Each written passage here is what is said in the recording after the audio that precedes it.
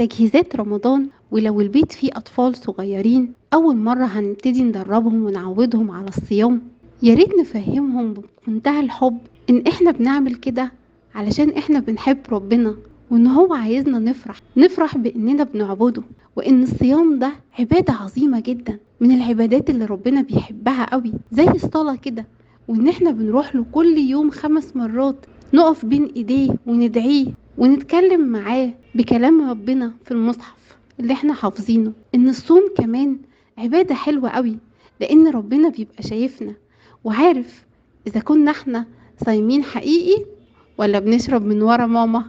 خليهم يفرحوا، وياريت تجيبوا لهم كل يوم حاجة صغيرة، خلوهم يعملوا العبادة دي بحب، وإن هما مش بس محرومين من الأكل والشرب، لا خالص، ده بل بالعكس، ده هما مستنيين جزاء عظيم، ومستنيين فرحة حقيقية، سواء في آخر اليوم بعد ما يصوموا أو في العيد بعد ما يخلصوا ال30 يوم.